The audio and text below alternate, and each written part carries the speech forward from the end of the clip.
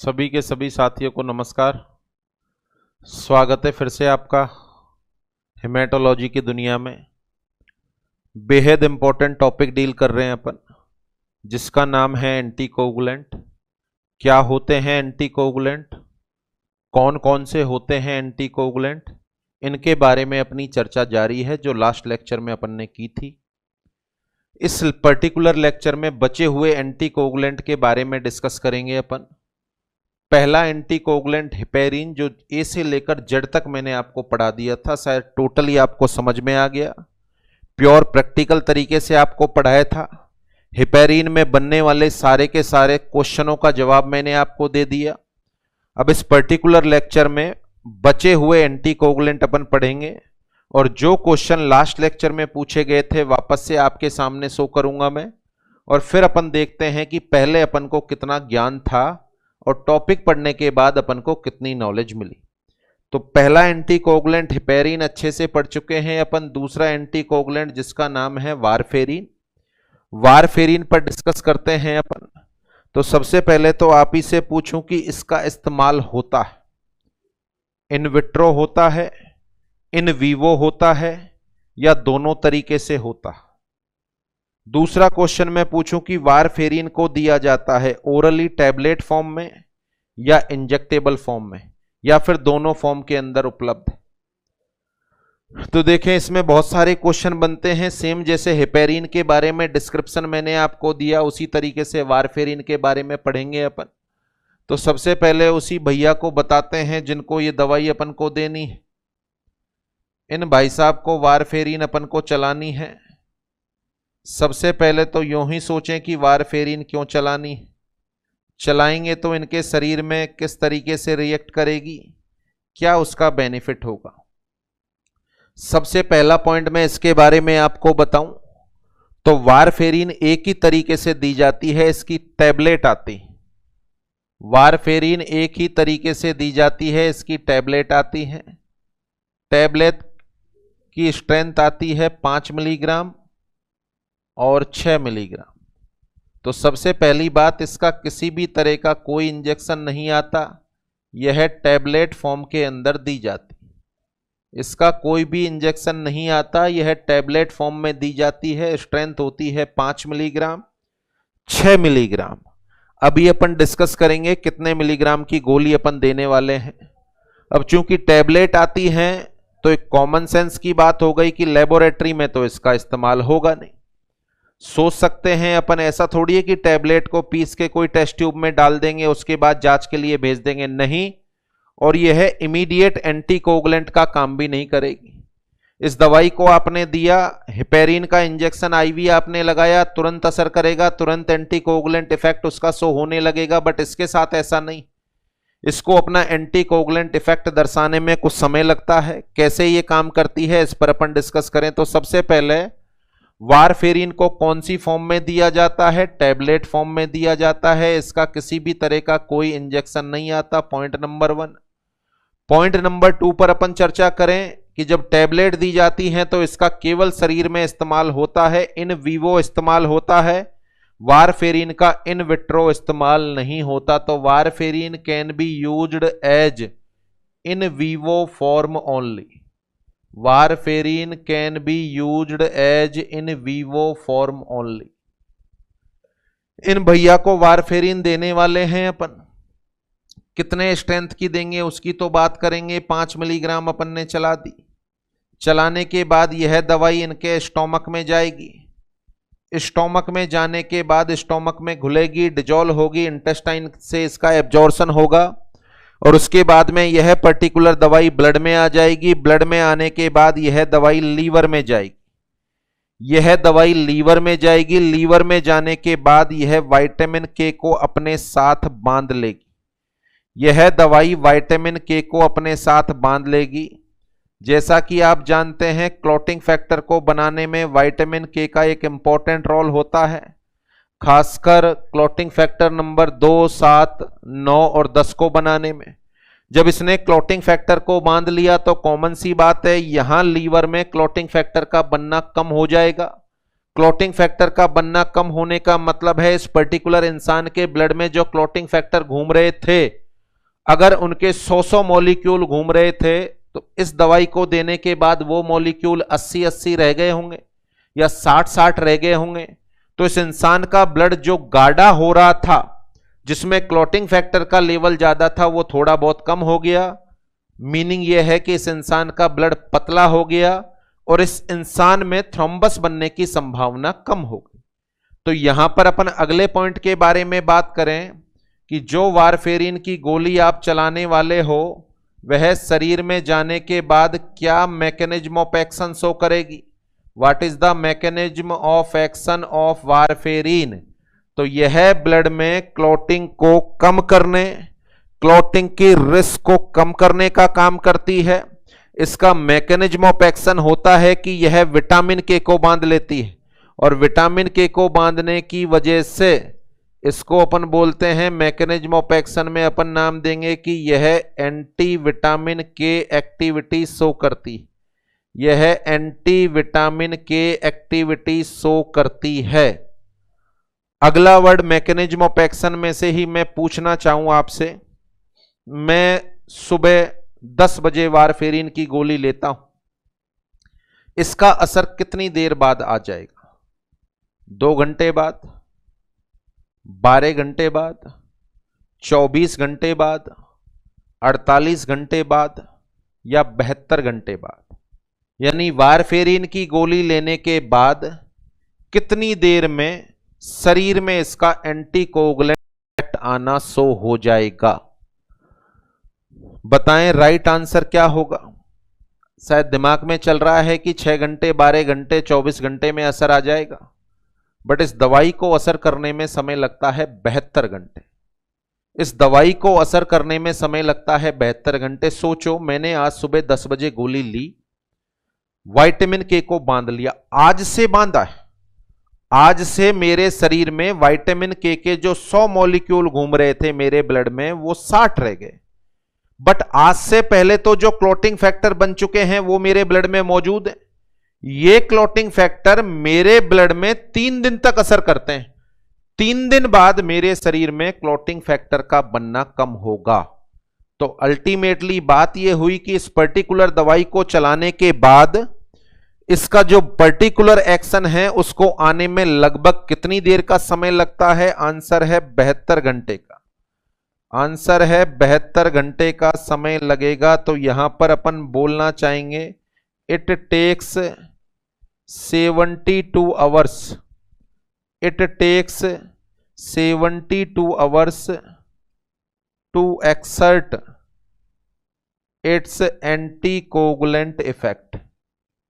इसको 72 घंटे का समय लगता है। तो it takes 72 hours to take its anticoagulant effect. इसको अपना एंटीकोगुलेंट इफेक्ट दर्शाने में 72 घंटे का समय लगेगा। फिर से समझें क्यों लगेगा।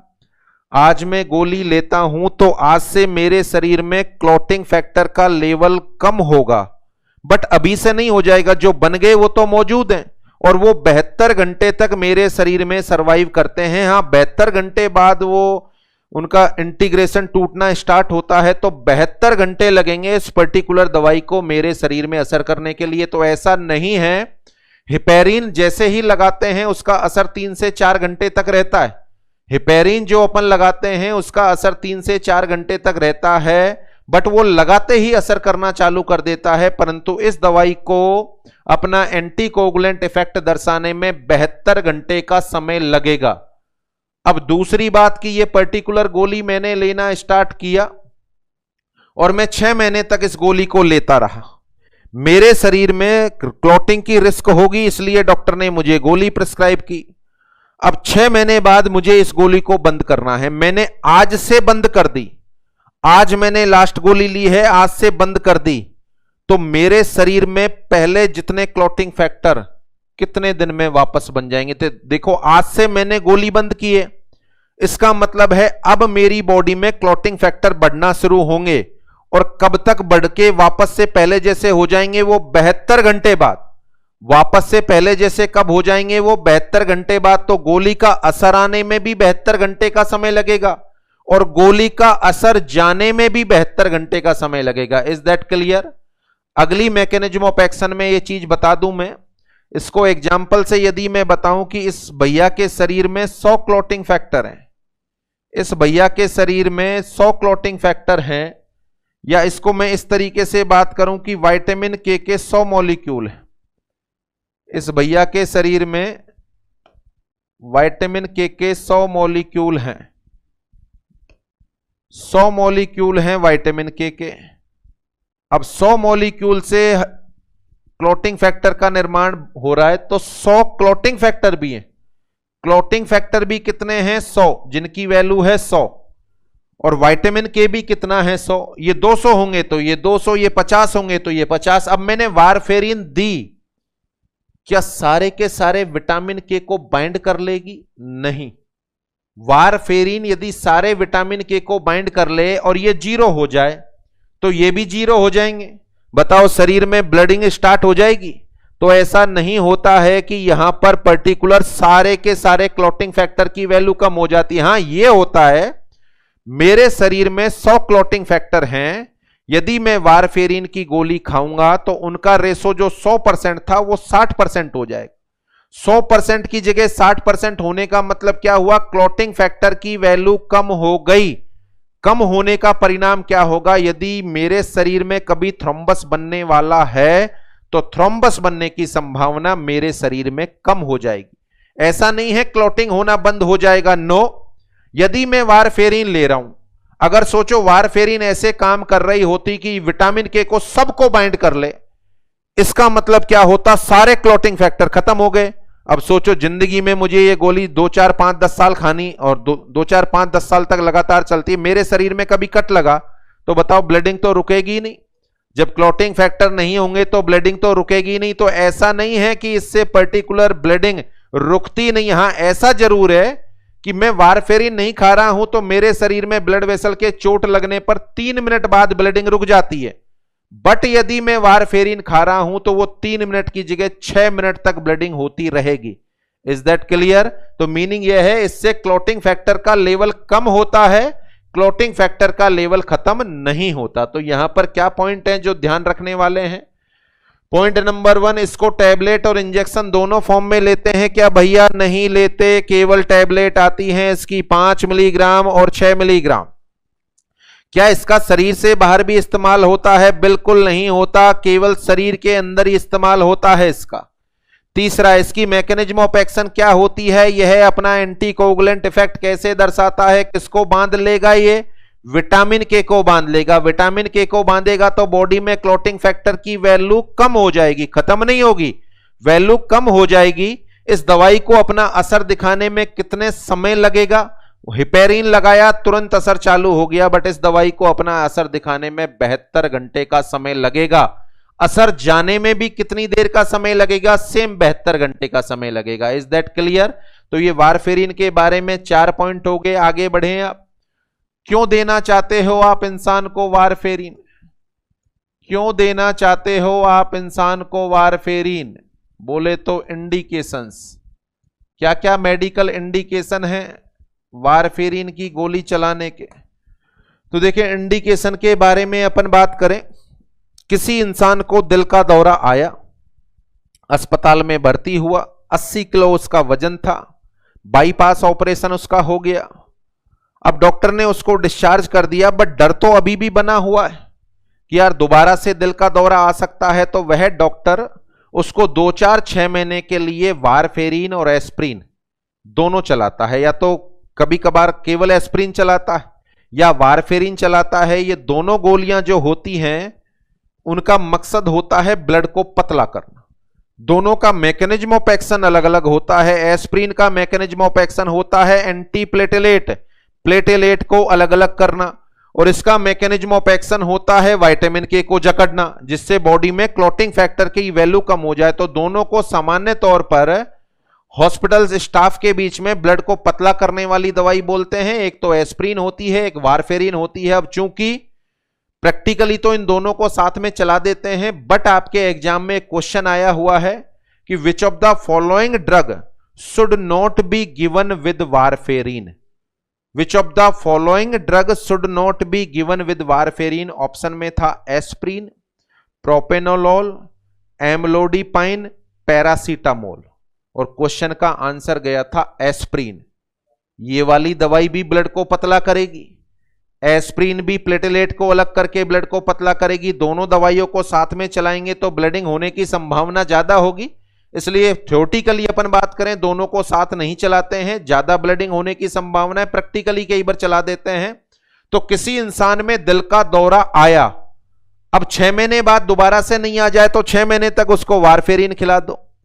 किसी इंसान के अंदर ब्रेन अटैक हुआ या स्ट्रोक हुआ, दोबारा से भी हो सकता है, उसको अपन वारफेरिन चला दे। तो खतरे से बचने के लिए, ताकि बॉडी में क्लॉटिंग फैक्टर का लेवल कम बना हुआ रहे, तो इसका इंडिकेशन होता है to prevent the risk of, इसका इंडिकेशन होता है to prevent the risk of MI और स्ट्रोक। यदि किसी इंसान में MI और स्ट्रोक हुआ है तो दोबारा से उसका खतरा ना हो, उसको रोकने के लिए इस पर्टिकुलर दवाई को अपन चलाते हैं।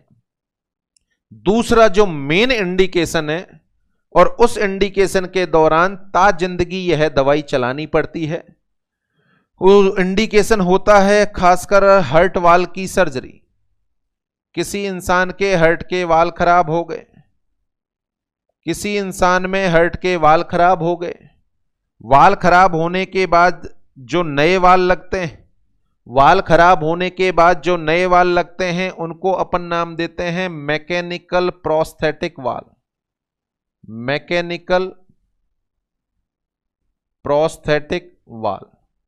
देखो ये वाले वाल 2 तरह के होते हैं। पहली बात तो आपके मेरे शरीर में जो हार्ट में वाल्व हैं, भगवान की दुआ से अभी तक सही सलामत है, उनका नाम होता है नेटिव वाल। उनका नाम होता है नेटिव वाल। नेटिव वाल का मतलब है नेचुरल वाल। अगर ये चेंज हो जाएंगे तो इनको आर्टिफिशियल प्रोस्थेटिक वाल बोलेंगे। आर्टिफिशियल प्रोस्थेटिक वाल 2 तरह का होता है। आर्टिफिशियल प्रोस्थेटिक वाल 2 तरह का होता है। एक होता है मैकेनिकल वाल जो मेटल का बना होता है, डेक्रोन और स्टेनलेस स्टील का बना होता है, और एक होता है बायोलॉजिकल वाल। बायोलॉजिकल वाल का मतलब है एनिमल की स्किन से बनता है, बोले तो काऊ की स्किन से बनता है, पिग की स्किन से बनता है, उसको बायोलॉजिकल बोलते हैं, और जो मेटल से मिलकर बना हुआ है उसको मैकेनिकल बोलते हैं। देखिए मैकेनिकल प्रोस्थेटिक वाल शरीर में लगा हुआ है तो कुछ चीजों से ताजिंदगी बचना होता है। यहां पर कई सारे क्वेश्चन बनते हैं। अगर किसी इंसान को मैकेनिकल प्रोस्थेटिक वाल लगा हुआ है, मेटल का वाल लगा हुआ है, तो जिंदगी भर कई चीजों से बचना होता है, जिंदगी भर की प्रिकॉशन होती। पहली चीज जिससे इसको बचना होता है, मैकेनिकल वाल इंसान को लगा हुआ है तो पहली चीज, ऐसे इंसान में कभी भी ECT नहीं लगाते। ऐसे इंसान में कभी भी ECT नहीं लगाते। क्यों नहीं लगाते? ECT लगाओगे तो शरीर में थोड़ा बहुत करंट का फ्लो होता है। करंट का फ्लो अपन को ब्रेन में चाहिए, बट हार्ट में मेटल का वाल लगा हुआ है तो प्रॉपर कंडक्शन हो जाएगा करंट का ज्यादा, और बॉडी में कैपिलरी लीक होंगी जिससे नुकसान होगा। तो ना तो इस इंसान को जिंदगी में कभी ECT लगती है, पॉइंट नंबर 1। पॉइंट नंबर 2, ऐसे इंसान में जिंदगी में कभी भी MRI भी नहीं कराते। ऐसे इंसान में जिंदगी में कभी भी MRI भी नहीं कराते हैं। देखो MRI हो गई मैग्नेटिक रेजोनेंस इमेजिंग। इसके अंदर इस्तेमाल करते हैं अपन मैग्नेटिक वेव्स। मैग्नेटिक वेव्स का मतलब है यह चुंबकीय फील्ड बनाती हैं, और खासकर जब मेटल और मेटल में भी लोहे से संबंधित जो कंपोनेंट है उनके संपर्क में आती हैं तो वहां पर मैग्नेटिक फील्ड, चुंबकीय क्षेत्र मेटल को खींचता है। चुंबकीय क्षेत्र मेटल को खींचता है। अब सोचो ये वाले वाल लगाए हुए हैं MRI की मशीन जिसमें हाई मैग्नेटिक फील्ड पैदा होता है तो शरीर में नुकसान हो सकता है। इसलिए ऐसे मरीजों में जिंदगी में कभी भी अपन MRI नहीं कराएं। जिंदगी भर का शेड्यूल बता रहा हूं। जिन इंसानों में नए हार्ट के वाल लगे हैं वो भी कौन से वाल लगे हैं? मैकेनिकल। ना तो जिंदगी में उनमें कभी ईसीटी लगाएंगे, ना कभी उनमें एमआरआई कराएंगे। पॉइंट नंबर 3, ऐसे मरीजों को ताजिंदगी एक गोली चलाएंगे अपन, उसका नाम होगा वारफेरिन। ऐसे मरीजों में जिंदगी भर वारफेरिन थेरेपी चलेगी। वारफेरिन थेरेपी लाइफ लॉन्ग चलेगी। ये 3 काम ऐसे मरीजों में होते ही होते हैं, वारफेरिन की गोली चलाते हैं। समझो क्यों चलाते हैं। देखें, ये जो मैकेनिकल वाल होते हैं इन पर रफ एज होते हैं। मैकेनिकल वाल पर रफ एज होते हैं। जब आपने मैकेनिकल वाल लगा दिए और ब्लड यहां से गुजरेगा, ब्लड यहां से गुजरेगा तो गुजरने के दौरान चूंकि यहां पर रफ एज है, रफ एज होने की वजह से यहां पर प्लेटलेट एडियर होने लग जाएंगी। प्लेटलेट एडियर होंगी तो यह क्लॉटिंग का प्रोसेस स्टार्ट करा देंगी। क्लॉटिंग का प्रोसेस स्टार्ट होगा तो फिब्रिनोजन फिब्रिन में चेंज हो जाएगा। तो वह इंसान जिनमें मैकेनिकल वाल लगे हुए हैं, ताजिंदगी उनमें थ्रोम्बस बनने का खतरा होता है। कभी भी थ्रोम्बस बन सकता है। डॉक्टर को पता है कि नया वाल लगा दिया मेटल का, कभी भी इनके शरीर में थ्रोम्बस बन सकता है। इसका मतलब जरूरत यह है कि इनके ब्लड को पतला रखें। पतला रखने का मतलब क्या है? ब्लड में क्लॉटिंग फैक्टर की वैल्यू कम होनी चाहिए, और क्लॉटिंग फैक्टर की वैल्यू तब कम होगी जब शरीर में विटामिन के कम होगा, और विटामिन के जो कम करने वाली दवाई है उसका नाम है वारफेरिन। तो वारफेरिन का जो बेस्ट इंडिकेशन होता है उसका नाम है आफ्टर द मैकेनिकल प्रोस्थेटिक वाल रिप्लेसमेंट। वाल रिप्लेसमेंट सर्जरी कराने के बाद यदि इंसान को मैकेनिकल प्रोस्थेटिक वाल लगे हैं तो इंसान में जिंदगी भर वारफेरिन थेरेपी अपन को चलानी पड़ेगी। तो देखें इंडिकेशन क्या हो गए। भविष्य में जिन इंसानों को एमआई या स्ट्रोक हो गया उनमें दोबारा से नहीं हो जाए, इस वजह से वारफेरिन चलाते हैं। पॉइंट नंबर 2, जिन इंसानों में मैकेनिकल प्रोस्थेटिक वाल लगे हुए हैं उनमें हमेशा थ्रोम्बस बनने का खतरा बना हुआ रहेगा, इस वजह से उन इंसानों में जिंदगी भर वारफेरिन की थेरेपी या गोली अपन को देनी पड़ेगी। यहां अपन बात करें, ये जो पर्टिकुलर वाल लगते हैं उनमें 2 एडिशनल क्वेश्चन बता रहा हूं मैं। इन इंसानों में ना तो जिंदगी में अपन को ईसीटी लगानी है और ना ही कभी कौन सा इन्वेस्टिगेशन कराना है, एमआरआई। Is that clear? ये हो गए इसके इंडिकेशन।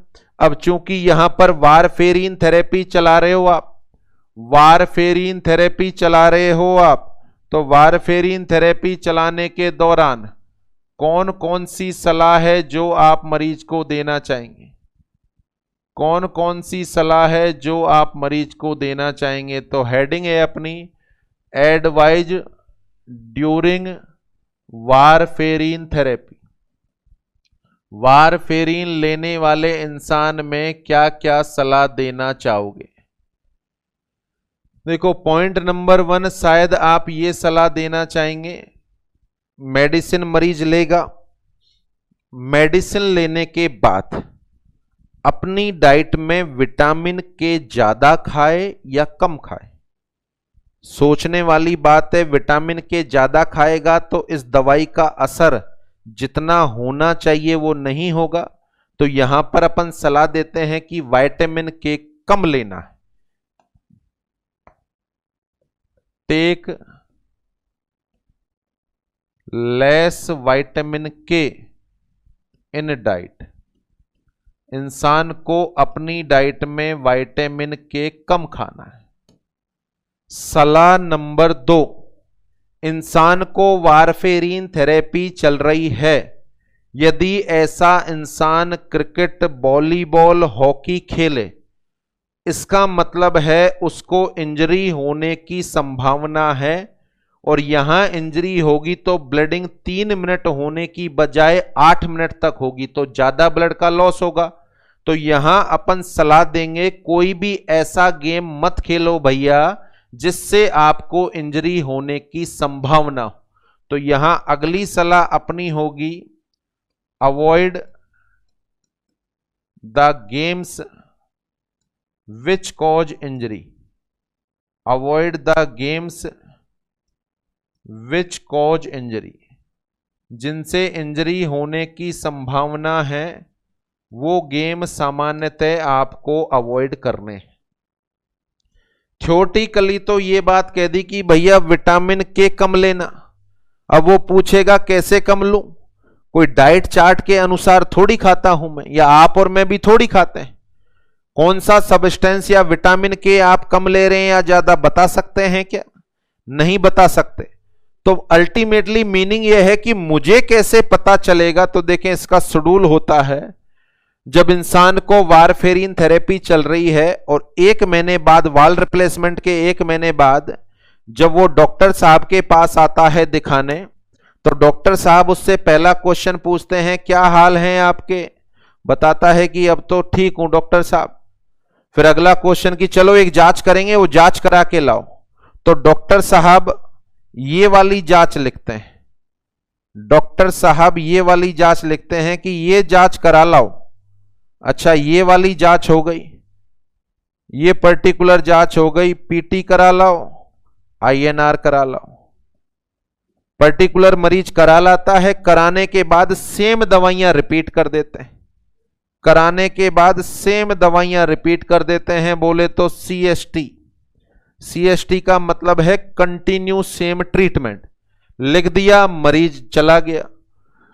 2 महीने की दवाई लिख दी, 2 महीने बाद इंसान फिर से वापस आया, और वापस आने के बाद फिर से डॉक्टर साहब सेम क्वेश्चन, क्या हाल है? बहुत बढ़िया है, कि चलो एक जांच और करा लाओ। 2 महीने बाद की घटना की बात कर रहे हैं, फिर दवाई लिखेंगे, वो पीटीआईएनआर। जांच करा लाया, डॉक्टर साहब ने देख ली, सेम दवाई रिपीट कर दी, बोले तो सीएसटी, कंटिन्यू सेम ट्रीटमेंट। तीसरी बार 6 महीने बाद आया, सेम घटना रिपीट हुई। अब जब चौथी बार आएगा तो जैसे ही डॉक्टर साहब कहेंगे कि पीटीआईएनआर करा के लाओ, तो तुरंत रिपोर्ट का पर्चा दे देगा कि साहब ये लोग घर से ही करा के लाए। मरीज भी समझदार हो जाता है कि ये डॉक्टर साहब करते तो कुछ नहीं है, ये 2 जांच लिख देते हैं, पता नहीं क्या है, इनको कराने के बाद ट्रीटमेंट लिखते हैं, तो क्यों ना घर से करा कर ही चलूं। तो वो अपने डिस्ट्रिक्ट में ये जांच करा के अगले दिन डॉक्टर को दिखाता है और सेम ट्रीटमेंट उसका हो जाता है। तो क्यों करा रहे हैं डॉक्टर साहब पीटीआईएनआर? क्यों करा रहे हैं डॉक्टर साहब पीटीआईएनआर? इस पर अपन को चर्चा करनी है, तो जाने आप। पढ़ाऊंगा मैं नेक्स्ट लेक्चरों के अंदर पीटीआईएनआर क्या है। आपका और मेरा प्रोथ्रोम्बिन टाइम चेक करें तो वो 10 से 14 सेकंड आता है। आपका मेरा प्रोथ्रोम्बिन टाइम चेक करें तो वो 10 से 14 सेकंड आता है। आईएनआर अपना आता है 0.8 से 1.2, 0.8 से 1.2, 10 से 14 सेकंड तो पीटी आता है। आपका मेरा जो नॉर्मल विटामिन के खा रहे हैं और कोई वारफेरिन की गोली नहीं चल रही, आईएनआर आएगा अपना 0.8 से 1.2। ये दोनों की दोनों रिपोर्ट विटामिन के पर डिपेंड होती, दोनों की दोनों रिपोर्ट विटामिन के पर डिपेंड होती हैं। जब शरीर में विटामिन के कम होता है तो ये बढ़ते हैं। क्यों बढ़ते हैं मैं पढ़ाऊंगा। जब विटामिन के कम होता है तो ये बढ़ते हैं। सोचो, इंसान वारफेरिन थेरेपी ले रहा है तो नाप तोल के डाइट नहीं ले सकता भैया कि किसमें विटामिन के है, ये मैं खाऊं नहीं खाऊं, नहीं। केवल थ्योरेटिकली पढ़ते हैं अपन कि भैया विटामिन के को अवॉइड करो ताकि वारफेरिन का असर बना हुआ रहे, बाकी प्रैक्टिकली संभव नहीं है। तो प्रैक्टिकली होता यह है कि डॉक्टर साहब को यह चेक करना है कि मैं इंसान को वारफेरिन दे रहा हूं 5 मिलीग्राम। अब क्या 5 मिलीग्राम का जितना असर की मैं उम्मीद कर रहा हूं उतना असर आ रहा है क्या? इस गोली को लेने का तरीका है 5 मिलीग्राम सप्ताह में 6 दिन चला रखी है मैंने, या 5 दिन चला रखी है। तो क्या इसका असर आ रहा है? अगर असर आ रहा है तो ठीक है, अगर असर नहीं आ रहा तो मैं डोज बढ़ा दूं, 5 की 6 मिलीग्राम कर दूं। और असर यदि ज्यादा आ रहा है तो फिर मैं 5 दिन की जगह 4 दिन ही चला दूं। तो इसका प्रॉपर असर आ रहा है या नहीं आ रहा है, इसके लिए ये समय अंतराल चेक किए जाते हैं। जिन इंसानों को वारफेरिन चल रही है, सीधा सा मतलब है उनके शरीर में विटामिन के की वैल्यू क्या होगी? कम, और विटामिन के की वैल्यू कम होगी तो इन दोनों की वैल्यू क्या होगी, बढ़ेगी। तो एक स्टैंडर्ड मापदंड है कि जिन इंसानों को वारफेरिन चल रही है, यदि अपन उनका प्रोथ्रोम्बिन टाइम चेक कराएं तो वो आना चाहिए 28 से 42 सेकंड, वो आना चाहिए 28 से 42 सेकंड। और ऐसे इंसानों का आईएनआर अपन चेक कराएं तो आईएनआर जो नॉर्मल है 0.8 से 1.2, वो आना चाहिए 2 से 3, वो आना चाहिए 2 से 3। अब देखो इसको एग्जाम्पल से समझें। मैंने किसी इंसान में वारफेरिन की गोली चला रखी है 6 मिलीग्राम, और ये मैं उसको दे रहा हूं सप्ताह में 6 दिन। वारफेरिन की गोली चला रखी है मैंने 6 मिलीग्राम और एडवाइज कर रखा है सप्ताह में 6 दिन लेना है। वो 1 महीने बाद मेरे पास आएगा, मैं उसका पीटी आईएनआर चेक करूंगा। अगर पीटी आता है 40 सेकंड, पीटी आता है 40 सेकंड और आईएनआर आता है 2.8, तो क्या वारफेरिन में ये सही है? बिल्कुल सही है, 28 से 42 सेकंड होना चाहिए।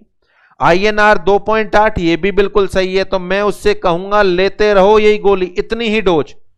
परंतु यदि ऐसा हो कि इसको जो मैंने गोली चला रखी है इसका पीटीआई 54 सेकंड, प्रोथ्रोम्बिन टाइम आए 54 सेकंड और आईएनआर आए 4, बताओ 54 सेकंड और 4, नॉर्मली 42 तक होना चाहिए भैया। आपका मेरा तो केवल 10 से 14 होना चाहिए। वारफेरिन वाले इंसान का 28 से 42 होना चाहिए, बट इस इंसान का 54 आया। 54 आने का मतलब है ब्लड ज्यादा ही पतला हो गया। अब मुझे सोचने की आवश्यकता है कि मैं इसकी डोज को कम कर दूं। ये रिपोर्ट देखकर अब मैं इसकी डोज को मॉडिफाई करके लिखूंगा, नहीं भैया 5 मिलीग्राम ले ले और 5 दिन ही ले ले, 5 मिलीग्राम ले ले और 5 दिन ही ले ले। उसके बाद फिर से मैं इसको ये दवाई 1 महीने तक चलाऊंगा। अब ये वापस से नॉर्मल आ गया, ये दवाई चलाने के बाद वापस से नॉर्मल आ गया। यहां पर पीटी फिर से 40 आ गया और 2.8 आ गया आईएनआर, इसका मतलब है नॉर्मल है। अब ये इसी डोज पे चल रहा है। फिर मैंने 3 महीने बाद चेक कराई, 3 महीने बाद फिर से मैंने रिपोर्ट कराई। देखो रिपोर्ट कराने के बाद इस बार रिजल्ट मुझे ये मिला कि इसका पीटी आता है 22 सेकंड, पीटी आता है 22 सेकंड, आईएनआर आता है 1.8। बताओ कितना होना चाहिए? 28 से 42 सेकंड, नहीं कम है। इसका मतलब जो डोज चल रही है उसका वांटेड इफेक्ट नहीं आ रहा। अब मुझे फिर सोचना पड़ेगा कि मैं इसकी डोज को क्या कर दूं, बढ़ा दूं। तो वारफेरिन की डोज मुझे 5 मिलीग्राम चलानी, 6 मिलीग्राम चलानी, या फिर 5 दिन चलाऊं, 6 दिन चलाऊं, 4 दिन चलाऊं या 7 दिन चलाऊं, इसके बारे में जानकारी एज ए फिजिशियन मुझे कैसे मिलेगी? वो मुझे मिलेगी क्योंकि मुझे इंसान का क्या चेक कराना है, पीटी आईएनआर। तो पीटी आईएनआर की रेगुलर मॉनिटरिंग कराना बेहद जरूरी होता है। पीटी आईएनआर की रेगुलर मॉनिटरिंग कराना बहुत जरूरी होता है। तो इस पर्टिकुलर थेरेपी के चलने पर किस चीज की मॉनिटरिंग अपन को रेगुलर करानी होगी? तो यहां पर अपन बोलेंगे मॉनिटर पीटी आईएनआर रेगुलरली। देखो पिछले लेक्चर में एक वर्ड मैंने बताया था कि जिन इंसानों को हिपेरिन थेरेपी चल रही है उनकी हिपेरिन की डोज सेट करने के लिए एपीटीटी की जांच कराते हैं। यहां वारफेरिन का टॉपिक पढ़ रहे हैं अपन, और वारफेरिन के लिए कौन सा पैरामीटर है जिसकी अपन जांच कराते हैं? आंसर है पीटी आईएनआर। यदि प्रोथ्रोम्बिन टाइम 28 से 42 सेकंड आए तो सेट डोज चल रही है, चलने दो। 28 से कम आए तो वारफेरिन की डोज को बढ़ा दो। 42 से ज्यादा आए तो वारफेरिन की डोज को कम कर दो। तो कौन सा पैरामीटर है जो रेगुलर मॉनिटर करना पड़ता है? कम से कम 5 बार आपके एग्जाम में पूछा गया क्वेश्चन है कि which of the following time interval should be monitored regularly in the patient who is on warfarin therapy. Answer देना है पीटी आईएनआर। ये दोनों का मतलब एक ही होता है, जब मैं पढ़ा दूंगा तो समझ में आ जाएगा। फिर भी यदि 1% दोनों ऑप्शन में आ जाएं तो ज्यादा बेस्ट आंसर आपको देना है आईएनआर। आईएनआर को पीटी से ही निकालते हैं, आईएनआर को पीटी से ही निकालते हैं। यदि ये दोनों अलग अलग ऑप्शन में आ जाएं तो आपको आंसर आईएनआर देना है। Is that clear? तो यहां पर ये हो गया। सबसे पहले डाइट में विटामिन के कम लेना भैया, अवॉइड द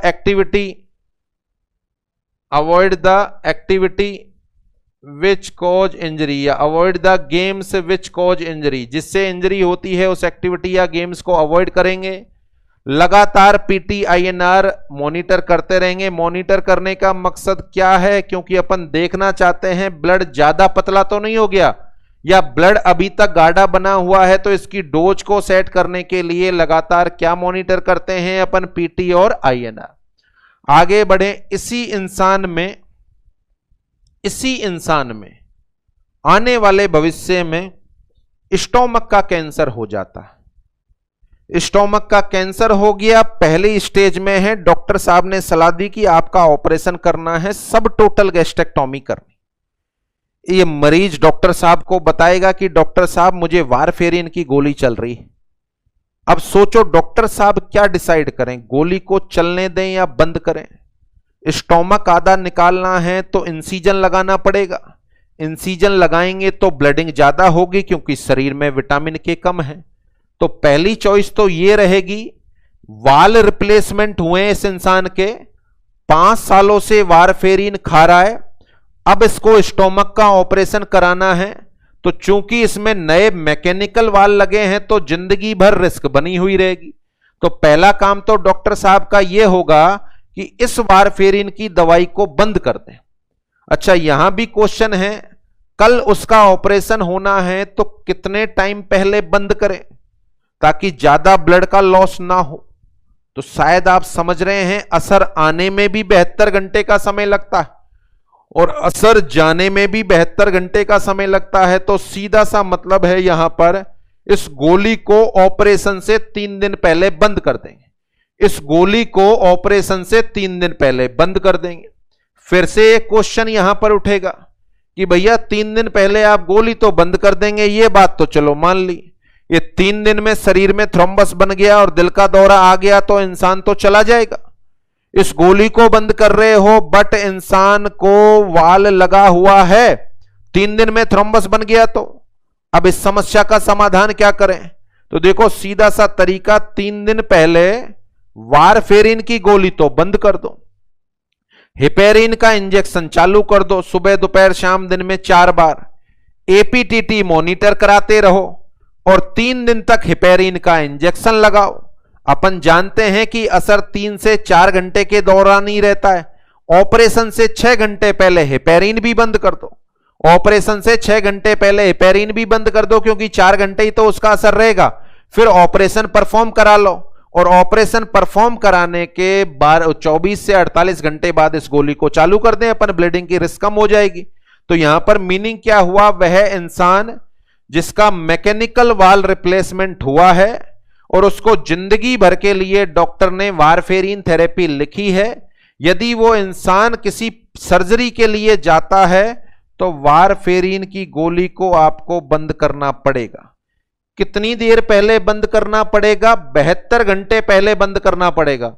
थ्रोम्बस बन गया तो कोई नहीं, हिपेरिन चला दो, कोई नहीं हिपेरिन चला दो, और हिपेरिन को भी ऑपरेशन से 6 घंटे पहले अपन बंद कर देंगे। तो नेक्स्ट और last point, stop the warfarin therapy. Stop the warfarin therapy 72 hours before surgery. अगर इंसान कोई सर्जरी के लिए जाता है तो इसको बंद कर दो। Stop the warfarin therapy 72 hours before surgery. अब बॉडी में थ्रोम्बस बनने की संभावना है, उसका क्या करेंगे? तो उसका भी इलाज है अपने पास। कौन सा इंजेक्शन लगाना स्टार्ट कर दो? आंसर है heparin. Start the heparin therapy. ये वाली दवाई बंद करके हिपेरिन थेरेपी अपन मरीज को चला देते हैं। तो ये हो गई वो सारी की सारी सलाह जो अपन उस मरीज को देते हैं जिसको वारफेरिन की गोली चल रही है। क्या सलाह हो गई? भैया अपने खाने में विटामिन के कम लेना। अब ये सलाई है, इसका प्रैक्टिकल एप्लीकेशन नहीं होती और नॉर्मली अपन कहते भी नहीं, किताबों में लिखा हुआ है इसलिए अपन इस बात को पढ़ रहे हैं। वो गेम मत खेलना जिनसे इंजरी हो जाए, इतना भी बाउंडेशन में नहीं रहेगा इंसान। कोई काम तो करेगा, किचन में सब्जी तो काटेगा ही, अब चोट तो उससे भी लग सकती है। अब ऐसा नहीं ब्लीडिंग होती रहेगी, हां थोड़ी सी ज्यादा होगी। अब इन पॉइंटों को कैलकुलेट करने के लिए कि भैया ब्लड ज्यादा पतला नहीं हो जाए, उसका पता लगाने के लिए कौन सा समय अंतराल लगातार मॉनिटर करेंगे अपन? PTINR। यदि यह इंसान कभी किसी ऑपरेशन के लिए जाता है तो 72 घंटे पहले यह गोली बंद कर दो। फिर उसका उपाय क्या करें जी? हिपेरिन चला दो। ऑपरेशन के बाद वापस से वारफेरिन की गोली स्टार्ट कर दो। तो that are the advise during the warfarin therapy. Come on to the next. वैसा कभी ऐसा हो नहीं सकता, फिर भी यदि ऐसा हो जाए, मान के चलो घर के अंदर कोई मानसिक रोगी है, घर के अंदर कोई मानसिक रोगी है और वारफेरिन की गोली रखी हुई है और वह इंसान 20 गोली वारफेरिन की एक साथ खा गया। वह इंसान 10, 15, 20 गोली वारफेरिन की एक साथ खा गया तो वारफेरिन पॉइजनिंग हो गई, या अपन बोले एक्सेसिव डोज लग गई। वारफेरिन की एक्सेसिव डोज, क्योंकि नॉर्मल इंसान तो कभी वारफेरिन की ज्यादा डोज लेगा नहीं। कोई आत्महत्या का तरीका भी नहीं, आत्महत्या करनी है तो घर में नींद वाली गोलियों को लेगा इंसान, तो वारफेरिन तो नॉर्मल तो नहीं लेगा, बट कभी पॉइजनिंग हो जाए। क्या हो सकता है? इस इंसान के शरीर में 24, 48, 72 घंटे बाद ब्लीडिंग हो सकती, नाक से ब्लड आना, स्टोमक में ब्लड आना, बॉडी पर रेड कलर के चकत्ते बनना, तो बहुत ज्यादा ब्लीडिंग होने की संभावना है। तो excessive dose of warfarin cause bleeding. यदि इसकी डोज ज्यादा होगी तो इंसान में क्या हो सकती है? ब्लीडिंग हो सकती है। ऐसा इंसान 24 घंटे बाद ब्लीडिंग की कंप्लेंट को लेकर अस्पताल में आए तो क्या इसका कोई एंटीडोट या उपाय है जिससे अपन ब्लीडिंग को बंद कर सकें? तो शायद 100% साथियों के दिमाग में चल रहा है, यदि वारफेरिन की वजह से एक्सेसिव ब्लीडिंग हो रही है तो फिर अपन इसका एंटीडोट भी इस्तेमाल करेंगे और उस एंटीडोट का नाम होगा विटामिन के। ऐसे इंसान को किसका इंजेक्शन लगा दो? आंसर है विटामिन के का इंजेक्शन अपन लगा देते। तो यहां पर क्वेश्चन है the antidote of warfarin, the antidote of warfarin, तो क्वेश्चन का आंसर है विटामिन के लगाते हैं अपन। क्या इस दवाई को प्रेगनेंसी में देना उचित होगा? तो इस पर चर्चा अपन ने लास्ट लेक्चर में कर ली थी। यह गोली प्लेसेंटा को क्रॉस कर जाती है, प्लेसेंटा को क्रॉस करेगी तो यह पहुंच जाएगी फीटस में, और फीटस में चूंकि लीवर इमेच्योर होता है उसके शरीर में ब्लीडिंग कॉज कर देगी। इसलिए किसी भी हाल में पूरी प्रेगनेंसी आपको जरूरत पड़े, देखें नहीं पड़ा हुआ तो अपन सोच सकते हैं कि वारफेरिन गोली के रूप में चलती है, चला दो। नहीं, बिल्कुल नहीं चलाएंगे क्योंकि फीटस में ब्लीडिंग हो सकती है। तो यहां अपन बोलें it is Contra indicated during the pregnancy, it is Contra indicated during the pregnancy. इसको प्रेगनेंसी में किसी भी हाल में नहीं चलाते हैं क्योंकि यह प्लेसेंटा को क्रॉस कर जाती।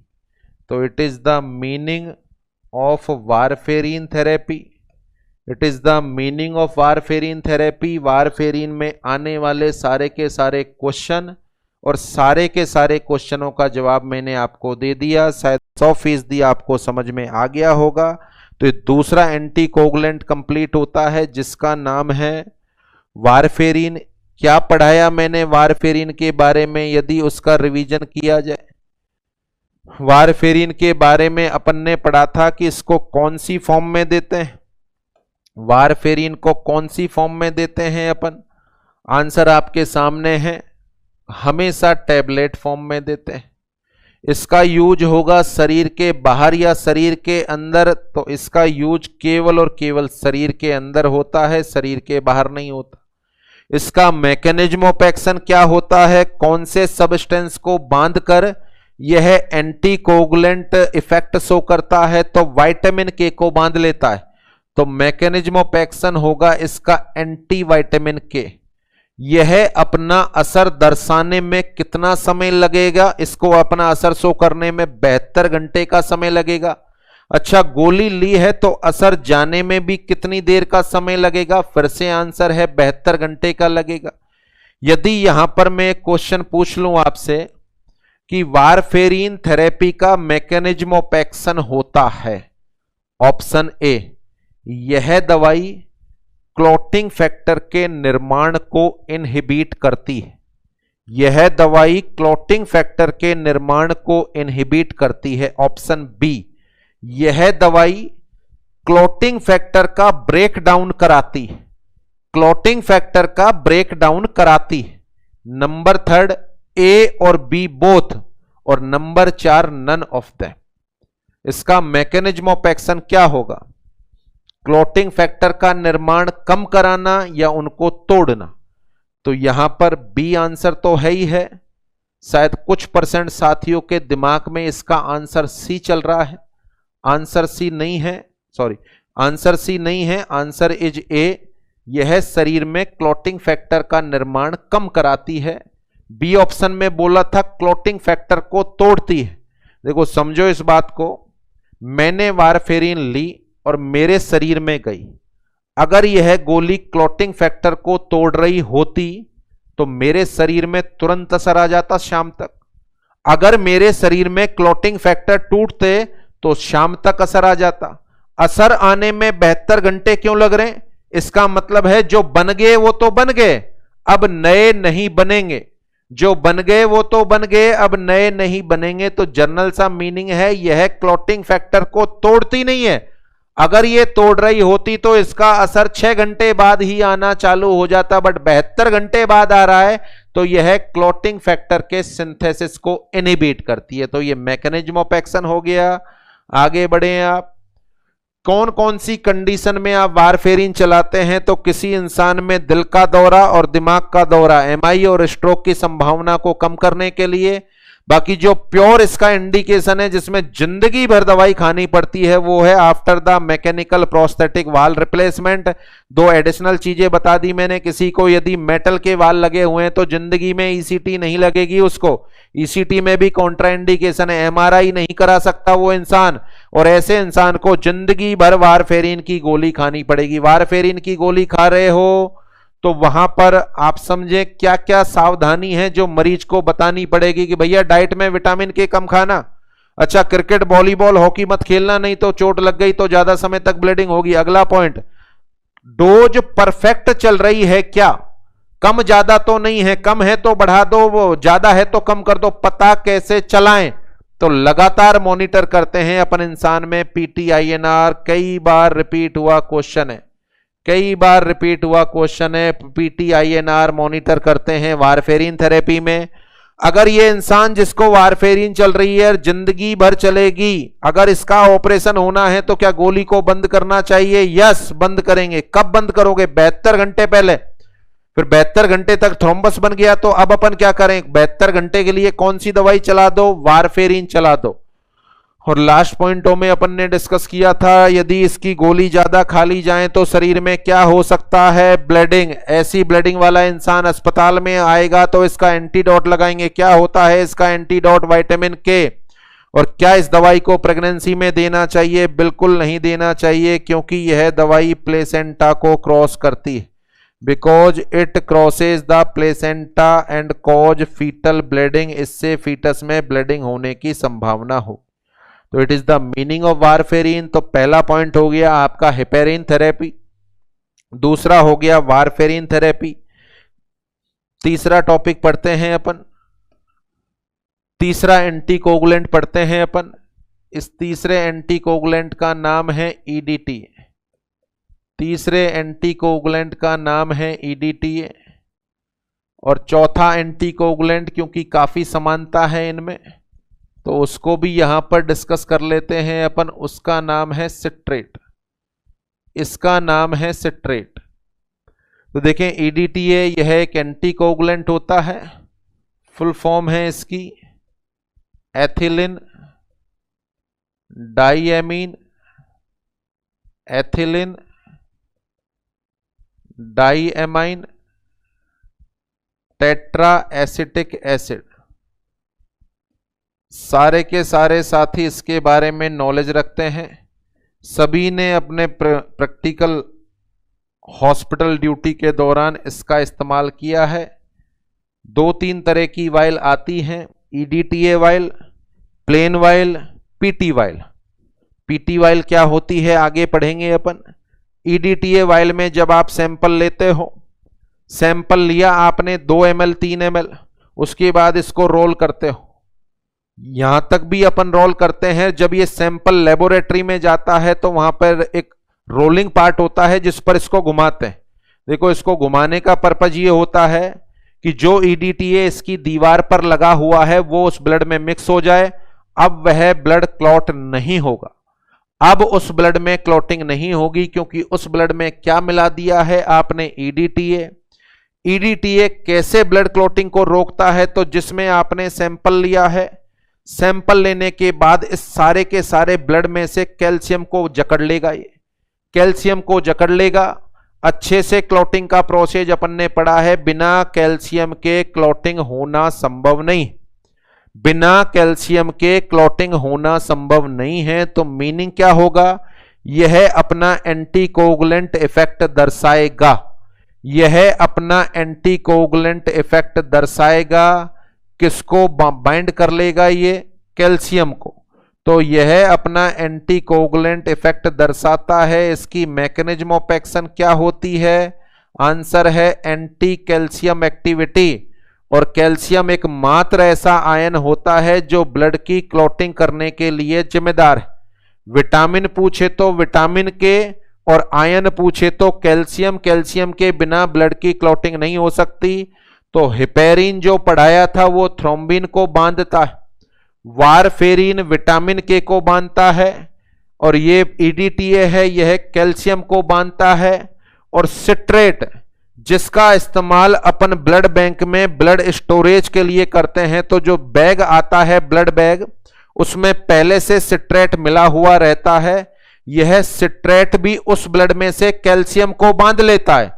और जैसा कि आप भली बात जानते हैं कि बिना कैल्शियम के किसी भी तरह का कोएगुलेशन नहीं होगा। तो यदि यहां भी अपन बात करें कि सिट्रेट का मैकेनिज्म ऑफ एक्शन क्या होगा, यह अपना एंटीकोगुलेंट इफेक्ट कैसे दर्शाएगा, तो सेम आंसर है, यह भी कैल्शियम को बांध लेगा, यह भी कैल्शियम को बांध लेता है। और कैल्शियम बांधने के बाद कोएगुलेशन नहीं होता। शायद ये पहले भी अपन ने कभी डिस्कस किया है कि जब आप किसी इंसान में ब्लड ट्रांसफ्यूज करते हो तो ब्लड के सारे कंपोनेंट उस इंसान के शरीर में जा रहे हैं, परंतु कैल्शियम नहीं जा रहा। इसका मतलब है यदि इंसान में आपने 2, 3, 4 यूनिट ब्लड दिया, 2, 3, 4 यूनिट ब्लड दिया, तो जो ब्लड उसके शरीर में गया उसमें बिल्कुल भी कैल्शियम नहीं गया। कैल्शियम किसने बांधा हुआ था, सिट्रेट ने।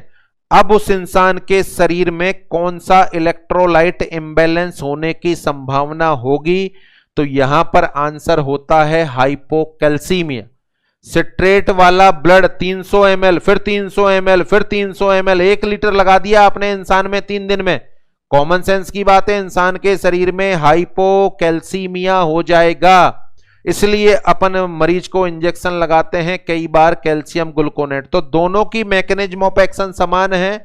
अब दोनों के इस्तेमाल या यूजेज की बात कर लें तो देखें, EDTA आप सारे साथियों ने इस्तेमाल किया है, EDTA आप सारे साथियों ने इस्तेमाल किया है।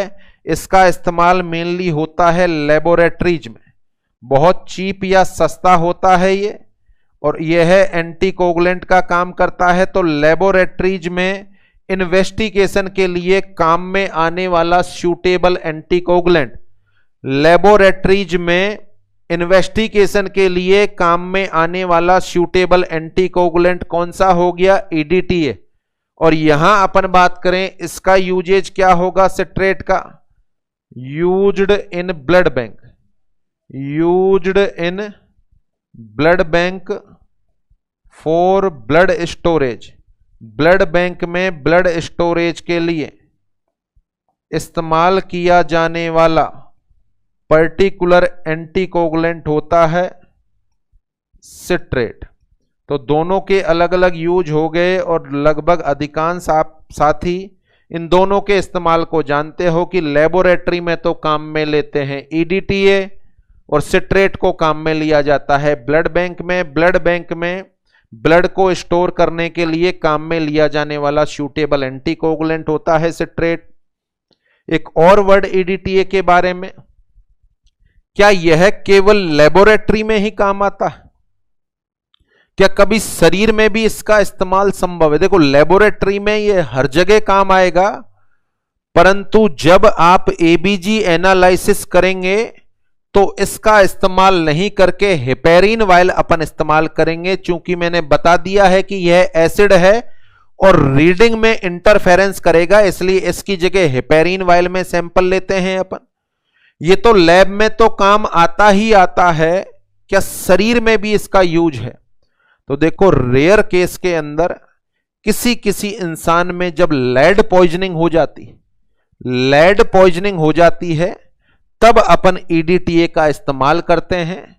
सेम जिस तरीके से यह कैल्शियम को बाइंड करता है उसी तरीके से यह लेड को भी बाइंड करता है। कैल्शियम बाइंड हो रहा है इससे, सेम उसी तरीके से यह लेड को भी बाइंड करता है। तो किसी इंसान में मैसिव लेड पॉइजनिंग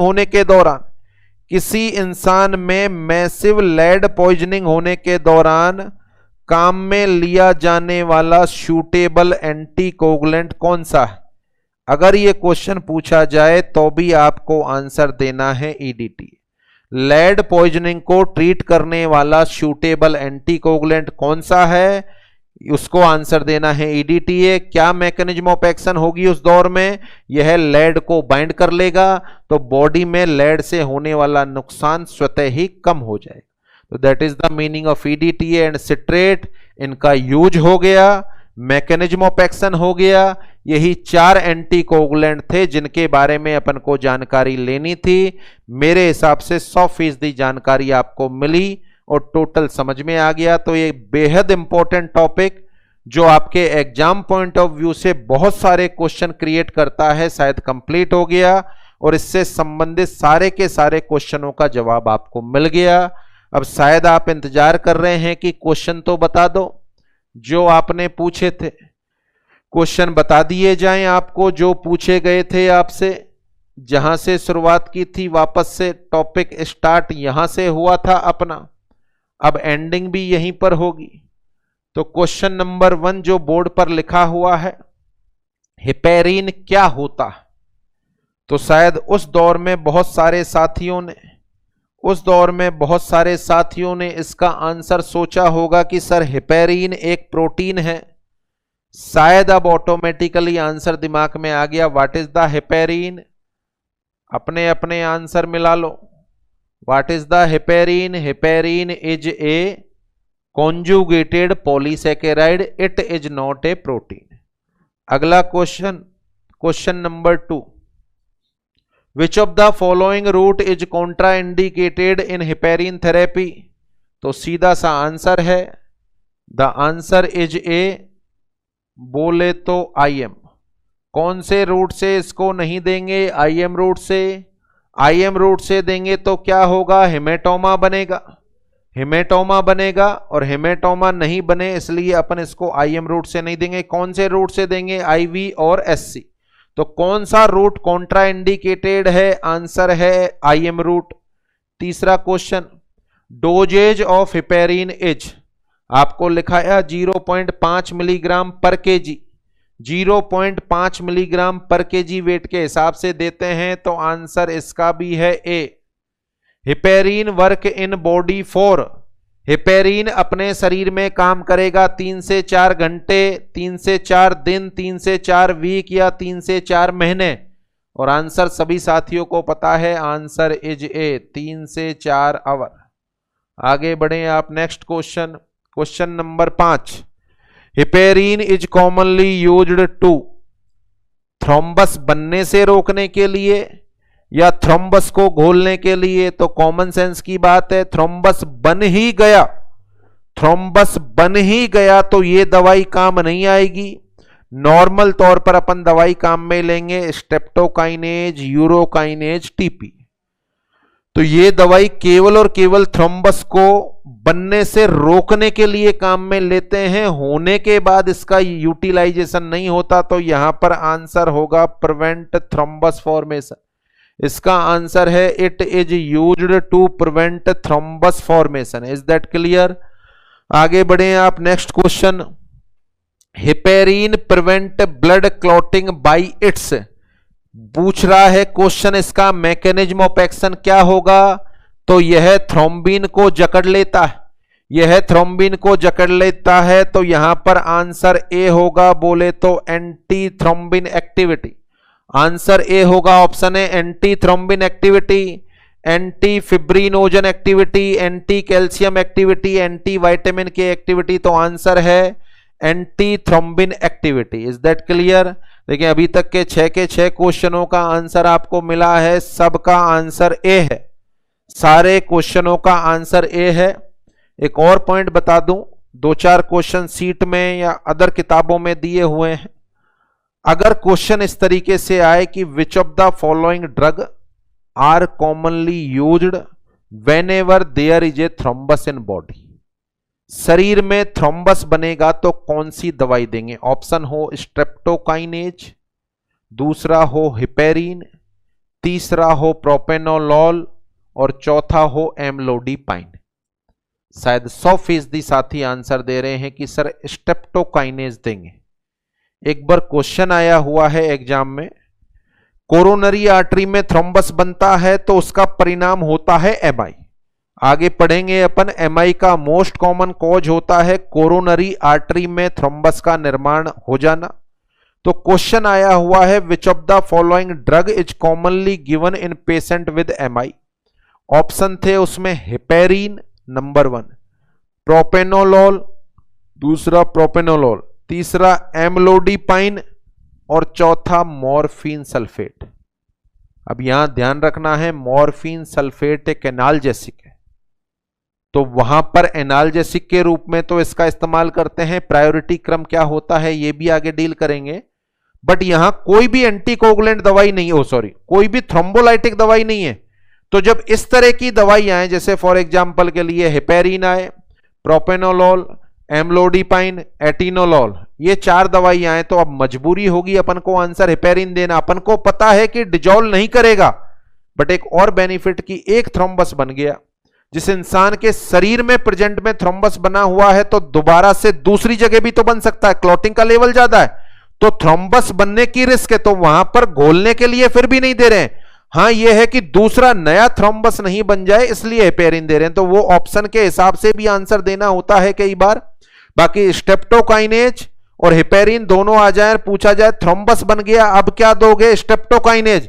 बट कुछ भी नहीं आए, स्ट्रेप्टोकाइनेज, यूरोकाइनेज, टीपीए, एस्प्रिन, तो फिर मजबूरी में अपन को हिपेरिन आंसर देना पड़ेगा। यदि इस तरह के ऑप्शन आए कि हिपेरिन का सामान्यतः इस्तेमाल होगा थ्रोम्बस फॉर्मेशन को रोकने के लिए, तो थ्रोम्बस को घोलने के लिए दोनों, तो फिर आपको आंसर देना है थ्रोम्बस फॉर्मेशन से रोकने के लिए। Is that clear? ये 6ठा क्वेश्चन हो गया। आगे बढ़े आप। Question number 7, the medical usages of heparin are, ABG analysis में करते हो क्या? यस। हीमोडायलिसिस में? Yes. Prevent clotting during the surgery? Yes. तीनों ही सही हैं, answer is all of them. Question का आंसर है ऑल ऑफ देम। आगे बढ़े आप। A serious side effect of heparin therapy, शायद बहुत कम साथियों के दिमाग में इसका आंसर आया होगा, अलग अलग तुक्का लगाया होगा। तो कभी कभार हिपेरिन बोन मेरो से प्लेटलेट का फॉर्मेशन कम करा देता है, आंसर है थ्रोम्बोसाइटोपिनिया। सीरियस साइड इफेक्ट होता है हिपेरिन इंड्यूज थ्रोम्बोसाइटोपिनिया। आगे बढ़े आप। Question number 9, which of the following suitable anticoagulant used during the pregnancy, pregnancy में कौन सा सूटेबल एंटीकोगुलेंट इस्तेमाल करेंगे? बहुत सारे साथियों ने इसका आंसर वारफेरिन सोचा होगा, बट शायद अब आंसर चेंज हो गया, आंसर वारफेरिन नहीं है। क्वेश्चन नंबर 9 का आंसर है हिपेरिन। क्वेश्चन नंबर 9 का आंसर है heparin. Question number 10, suitable anticoagulant used in blood bank. अभी अभी पढ़ा है, ब्लड बैंक में इस्तेमाल होने वाला सूटेबल एंटीकोगुलेंट कौन सा है? आंसर है सिट्रेट। तो 9वें क्वेश्चन का आंसर है ए और 10वें क्वेश्चन का आंसर है सी। आगे बढ़े आप। अगला question, which of the following time interval monitored in heparin therapy. Heparin therapy में कौन सा समय अंतराल चेक करेंगे? देखें आंसर आपको मिल गया, answer is A, APTT. Heparin में चेक करोगे एपीटीटी। वारफेरिन थेरेपी में APTT, INR, BTCT, INR. Answer is INR. तो 12वें का आंसर है बी और 11वें का आंसर है ए। आगे बढ़े आप। Question number 13, the antidote of heparin. Answer is C, protamine sulphate. The antidote of warfarin. Answer is vitamin K. बोले तो answer is A.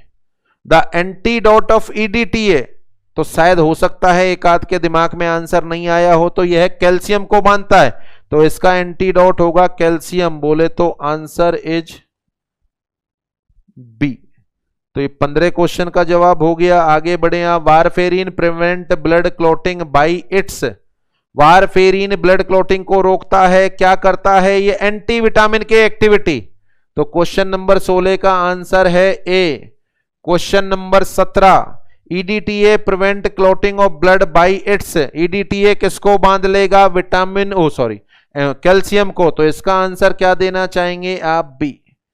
Question number 16 का आंसर है ए और 17 का आंसर है B. Come on to the next. Question number 18, which of the following substance used during lead poisoning. Lead poisoning के दौरान शरीर में इस्तेमाल होने वाला सूटेबल एंटीकोगुलेंट बता दो। तो ईडीटीए का यूज लैब में तो होता ही होता है, शरीर में भी एक पर्टिकुलर जगह होता है जब शरीर में लेड पॉइजनिंग होती है। तो इसका आंसर होगा ए।